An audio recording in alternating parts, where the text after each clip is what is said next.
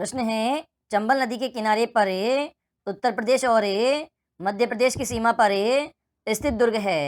तो ये शेरगढ़ दुर्ग स्थित है, जो कि उत्तर प्रदेश और मध्य प्रदेश की सीमा पर स्थित है। और कौन सी नदी के किनारे है? चंबल नदी के किनारे है। अगला प्रश्न है, यह पहाड़ी प्रदेशों के बीच है, इसलिए लोग कहते हैं कि अन्य दुर्ग नंगे हैं, परंतु यह बरखत बंद है।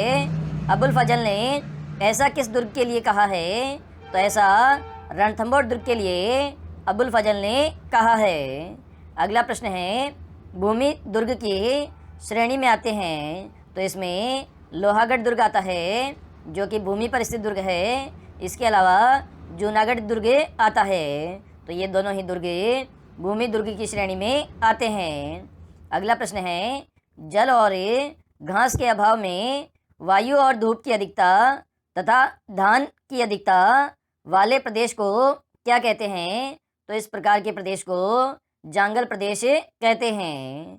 अगला प्रश्न है, किस दुर्ग के किनारे गीत कराई नामक पहाड़ी स्थित है? तो ये गागरोन दुर्ग के पास में स्थित है गीत कराई नामक पहाड़ी।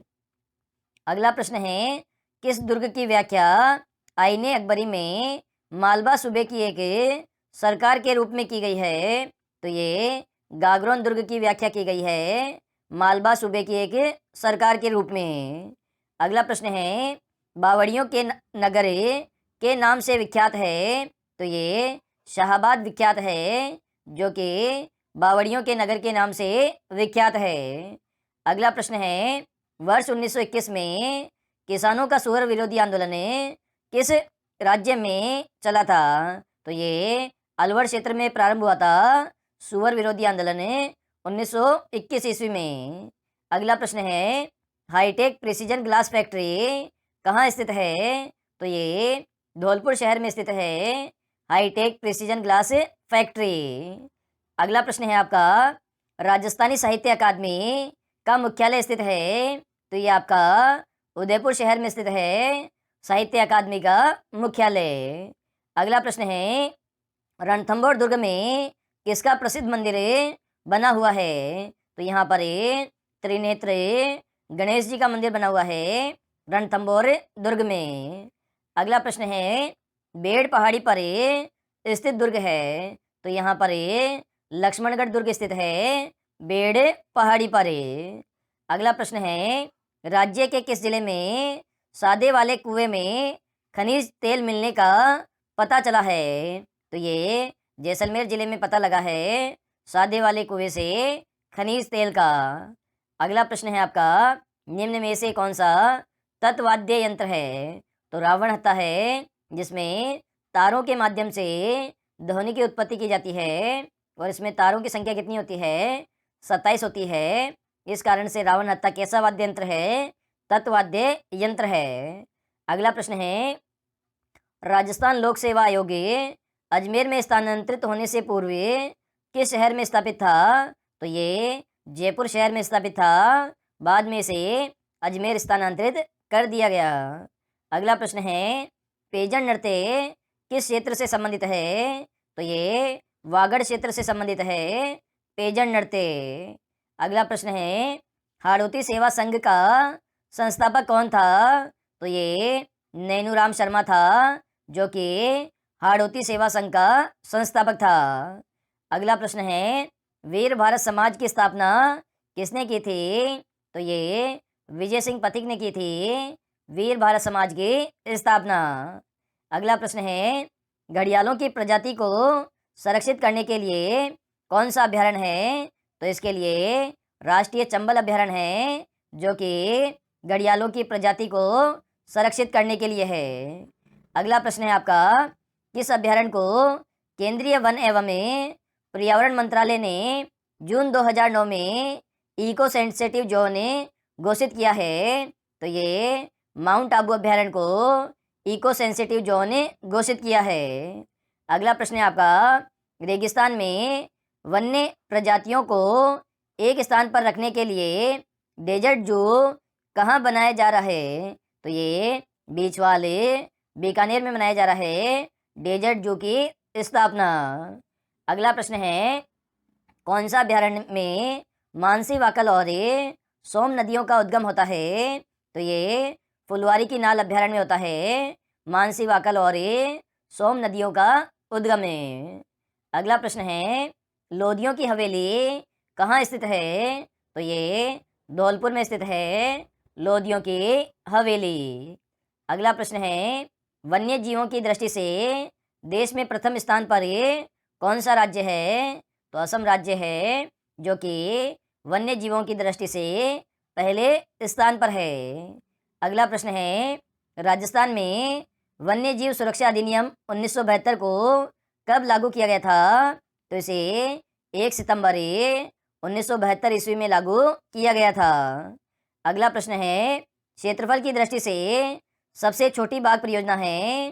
तो ये आपकी रणथंभौर बाघ परियोजना है जो कि सबसे छोटी बाघ परियोजना है।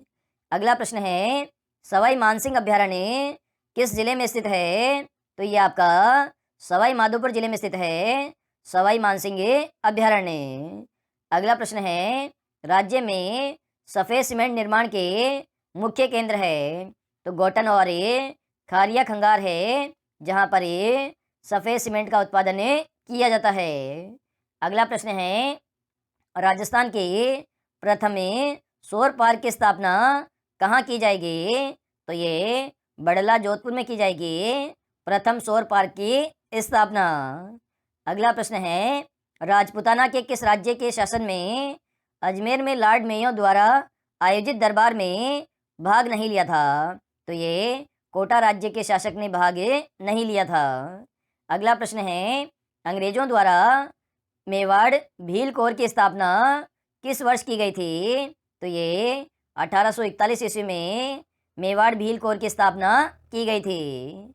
अगला प्रश्न है, वह वाद्य यंत्र जिसका आकार चिलम के समान होता है? तो ये शहनाई वाद्य यंत्र है जिसका आकार कैसा होता है? चिलम के आकार का होता है। अगला प्रश्न है, गोपी जी भट्ट राजस्थान में किस लोक नृत्य शैली के कलाकार है? तो ये आपके तमाशा लोक शैली के कलाकार है गोपी जी भट्ट। अगला प्रश्न है, केसर बाग क्षत्रिय कहाँ स्थित है? तो ये बूंदी जिले में स्थित है केसर बाग। अगला प्रश्न है, मेवाड़ मारवाड़ का सीमा प्रहरी के नाम से विख्यात दुर्ग है? तो ये कुंभलगढ़ दुर्ग है जिसे मेवाड़ मारवाड़ का सीमा प्रहरी कहते हैं और इसका निर्माण महाराणा कुंभा ने करवाया था और इसका शिल्पी कौन था?